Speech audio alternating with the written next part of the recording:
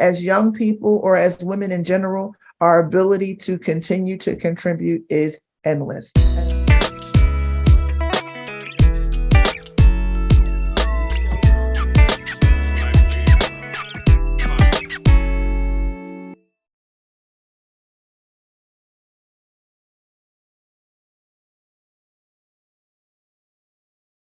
When we talk about Women's History Month or Black History Month or Latinx History Month or any of the ways in which we try to correct the official record of who has contributed to this country, those things were fought for. And to see them in 2023 being rolled back, policy by policy, is something we need to be vigilant about, to understand what's happening here and understand that we need to be always organizing, always fighting, always working toward the world we know we need to have and live in. We could say Women's History Month is a time to focus more sharply on the one hand, how the progress women's movement has made over the years, but also compared to some of the attacks on it that are currently taking place. I mean, that's history. Decades from now, that'll be part of the historical record that hopefully we'll have rebounded from. But right now we're living through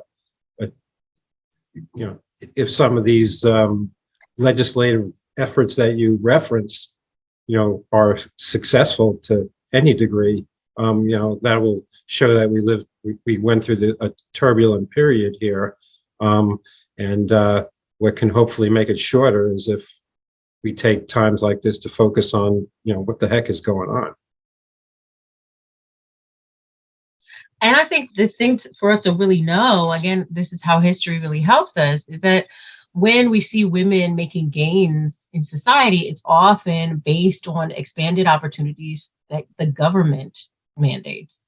One, the greatest beneficiaries of affirmative action have been women. And we have to understand that. I mean, I think part of that gets lost in the conversation because it's not useful to attack affirmative action if it impacts a much wider swath than the people that we think it's benefiting. I think the other thing is really understanding that educational attainment has been the area that women have excelled. Now there are more women in college than men. So now let's attack higher education. And so we have to really be watching because then we can understand that not just sort of overturning Roe v. Wade, because that's not the end goal, right? Now we see more and more that the greater attack is on access to birth control, like reproductive healthcare, much broader than just abortion. And I think us looking at that and saying, okay, we have to be really mindful and not rest in the things that we've already achieved, but to really see what's on the horizon so that we don't lose all that we've already gained from those who fought before us.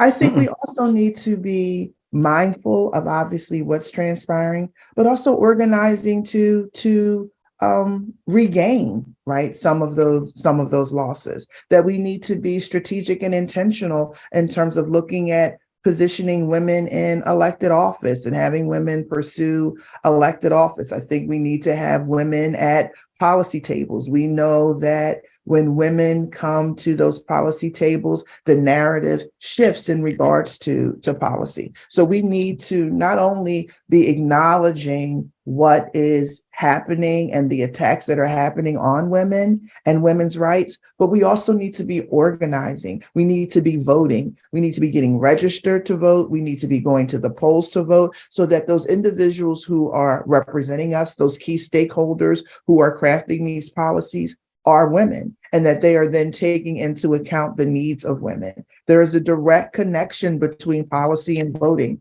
I've said it 1,000 times, I'll say it 1,000 more. So I think that as we are seeing our union not operating in such a perfect way, we have a responsibility to look to shift that narrative. And I think one of the tools that we have to do that is to register to vote, to get women elected into office, to find credible women candidates to run for office, to get those women in office, for us to, as women, to register to vote, and more importantly, go vote. We know that even with the most recent election, sororities, AKAs in particular, the stroll to the polls were really instrumental in helping to get Kamala voted in, right? So we want to take that same energy, use that same blueprint to help make some gains and regain some of the losses that we as women have experienced.